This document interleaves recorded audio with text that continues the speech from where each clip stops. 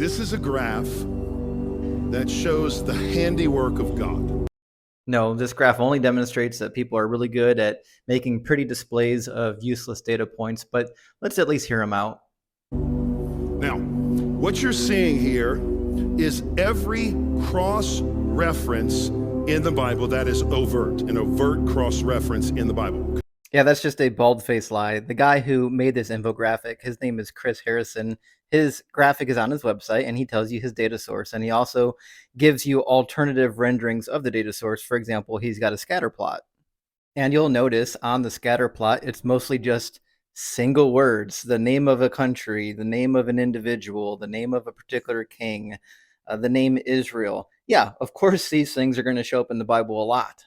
So I'm going to make the case there are probably as many as these that are not as apparent, but let's just go with the ones that are apparent. This is sleight of hand here. He says, let's just go with the ones that are apparent, but doesn't give you a single apparent cross-reference. How is the viewing audience to know that the cross-references he's referring to are apparent if he doesn't actually demonstrate that claim? He just wants you to believe it without actually thinking about it so you can accept his claims without using even an iota of critical thought. Guess how many connections in the Bible? 63,779 connections in the Bible. These are just parlor tricks. If you just look up Israel, there are 2,431 references in the Bible. David, 974. And what about the city of Jerusalem? We've got 801 references to Jerusalem. So right off the bat, we can remove a couple thousand, and we could do more if we just went through this chart and started doing a Bible word search to see how many times these words show up. This is all just a dog and pony show. We could do the same thing with the Harry Potter novel series and develop an identical graph. Here's the point. If this was the work composed by one man, you're gonna love this, we would say this man is a master. No, nobody with a brain would say that. Is J.R. Tolkien a master because Bilbo Baggins' name shows up hundreds of times, or the Shire shows up hundreds of times? No, of course not. These are literary masterpieces because of the literary quality of the writing, not based on the frequency of words and phrases. The problem is, this is written by 40 different men over 1,500 years on 3 continents, Europe, Asia, and Africa, in 3 different languages, Greek, Hebrew, and Aramaic. This is an absolutely waste of a talking point. All of the 40 plus authors came from the same general region.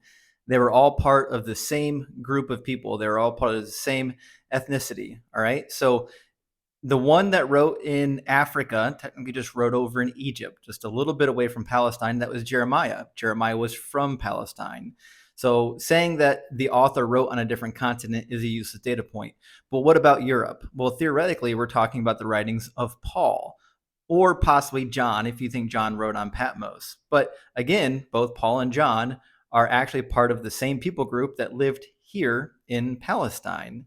So again, this is not unique. This is like somebody from Indiana writing about what they experienced while they were in the state of Ohio. And the entire book tells one united story. It's all connected together. This is just a flat out lie. The New Testament and the Old Testament contradict each other at every turn. For example, in the book of Ezekiel, when the Messiah comes, it explicitly says that circumcision will be required of the Jews and the Gentiles. But Paul says circumcision strictly should be forbidden for all the Gentiles. The book of Deuteronomy in chapter 11 and chapter 12 explicitly state that this law is an eternal law forever. It is not temporary. The book of Galatians says the law is a temporary schoolmaster. The book of Jeremiah in the 33rd chapter says that when the Messiah is going to come, there will always be a king on the throne of Israel, and there will be Levitical priests reestablished forever offering sacrifices in the temple. But in the book of Hebrews, it literally says that the Levitical priesthood is subservient and is going to be ended and replaced with a higher priesthood, that is the Melchizedek priesthood order through Jesus. So the books simply don't agree. And if you actually just read the prophecies about the Messiah, you'll discover that Jesus didn't fulfill even one messianic prophecy. Even if you read the prophecies that the Gospels says he's fulfilled, it's clear in their original context, they're not saying anything about Jesus. They're just out of context quotations. Friends, the only answer for this, young people, listen to me. The only answer for this is God. No, the clear answer is confirmation bias and being willing to accept anything as evidence without doing any research to see if that evidence is even valid.